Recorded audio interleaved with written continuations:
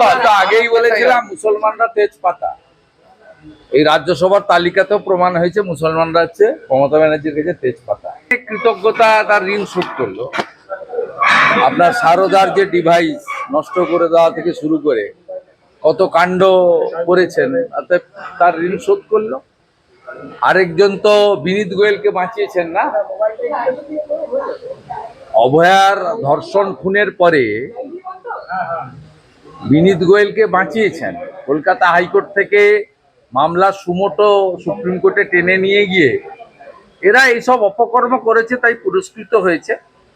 যারা বাঙালি, বাংলার সংস্কৃতি, বাংলার অস্মিতা এসব নিয়ে কথা বলেন, তারা হায়দ্রাবাদ থেকে আর অন্য জায়গা থেকে লোক নিয়ে এসে এখানে এমপি বানাচ্ছেন।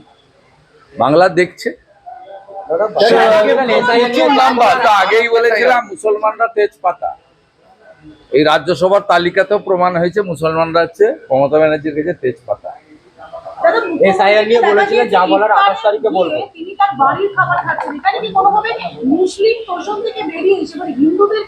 কোথায়? না না, উনি তো হিজাব টিজাব সব করে করেছেন। উনি কাউকে বিশ্বাস করেন না, হিন্দু হন আর মুসলমান হন। মানে ফুড টেস্টার হয়তো ছিল না, ওই জন্য বাড়ির খাওয়ার উপর ভরসা রেখেছেন।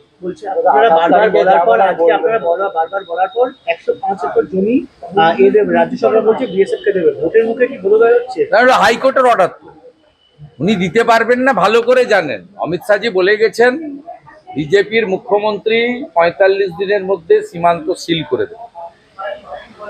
এই তো ডেজার নাম্বার, 30 এপ্রিলের মধ্যে ভোট শেষ হয়ে যাবে এবং যথাসময়ে সরকার হবে। বলুন,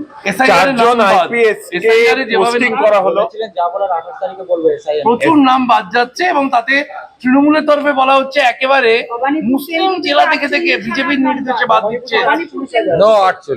45,000 প্রথম রাউন্ডে গেছে, আর বিবেচিত হবে 14,514, 60,000। ওভারঅল যদি দেখা যায় একাধিক হেভিওয়েটের কেন্দ্রে, যদি একাধিক রাজ্য জুড়ে ওনাকে জেতানোর মতো ভোটার ভবানীপুরে নেই। এসআইআর এ পরিষ্কার। রাজ্যের 4 জন আইপিএস যে ছবি আদায় কৃষ্ণনগর, মুর্শিদাবাদ বাদ দেন, ওইসব করার কি ওরা মানে ল এন্ড অর্ডার সিচুয়েশন, ও তো বলেছে শুক্রবার করা যেতে পারে, শুক্রবার হবে। মুখ্যমন্ত্রী বলেছেন শুক্রবার তো অ্যালাউড। আজকে তো শনিবার মনে হয়, শুক্রবার দিন হবে। নাম বাদ যাওয়া, এসআইআর এর নাম বাদ যাওয়া নিয়ে কি বলবেন? 1 কোটি থেকে এখনো সংখ্যাটা অনেকটা দূরে। অনেকে বলছে যে 65 লক্ষ জুডিশিয়ারি বিবেচনা করছে, এটা নিয়ে আগবাড়িয়ে আমি কেন বক্তব্য রাখতে যাব? আমি বলছি 26 দিন অন্তর অন্তর বাচ্চা হতে পারে না। আমি বলছি একজনের 100টা বাচ্চা থাকতে পারে না। এগুলোর নামই তো এলডি। এগুলো তো দেখবেন জাজেরা। আমি যেটুকু ইন্টারনালি খবর পাচ্ছি, জুডিশিয়ারি খুব সিরিয়াসলি ব্যাপারটা করছে। It's a good symptom. এবং তারা কখনো কারোর দ্বারা প্রভাবিত হন না, তারা ডকুমেন্টসের উপরে করেন এবং এখানে ডকুমেন্ট ডিস্ট্রয় করারও জায়গা নেই। আমি ইচ্ছা করলেই কিছু করতে পারবো না, কারণ ডিজিটাল ফুটপ্রিন্টের উপরেই বিবেচনাটা হচ্ছে। তা আমি আপনি চাইলে চেঞ্জ করতে পারবো না। প্রথম দফায় 58 লাখ, তারপরে অ্যাবসেন্ট ইত্যাদি মিলে প্রায় 5-6 লক্ষ, এই করে 63-64 লক্ষ তো বাদ গেছে, বাকি 65 লক্ষ বিবেচনায় গেছে। আমার কাছে অফ দ্য রেকর্ড একটা তথ্য আছে, কিন্তু সেটা আমি বলছি না। বিএলওর নাম বাদ, পুলিশ আধিকারিকের নাম বাদ, এরকম একাধিক বিষয় আছে। প্রথম থেকে তৃতীয় সব সারি নেতারা নিয়ে করেছে আপনার নন্দীগ্রামের ভোটার সংখ্যা কমে যাওয়া নিয়ে বলছে, মাত্র 1956 বলে জিতেছিলেন, এটা প্রমাণ হচ্ছে যে আরো উনি আবার হাঁটবেন। কোন সব নেতারাই নেমে পড়েছে আসলে। ও ভবানীপুরের কাউন্টার করার জন্য বলছে। আমার মৃত ভোট, অ্যাবসেন্ট ভোট দেওয়ার কোনো দরকার হয় না এবং স্বাভাবিকভাবে কত বাদ গেছে দেখবেন। এখানে তো 65-60 ভোটার বাদ গেছে। ওটা নিয়ে একটু কম কথা বলুক। আমি তো ওদের 3 বার হারিয়েছি, শুধু 21-এ নয়, পঞ্চায়েতে আমি হারিয়েছি। 17টা গ্রাম পঞ্চায়েতের 11টাতে আমি হারিয়েছি, 2টো পঞ্চায়েত সমিতি হারিয়েছি। আমার লিড ছিল 2000, অভিজিৎ গাঙ্গুলির লিড হয়েছে 8200। এই যে জুডিশিয়ারির কাছে গেছে 10,000 ভোটার, এর মধ্যে তো 9,000 মুসলমান।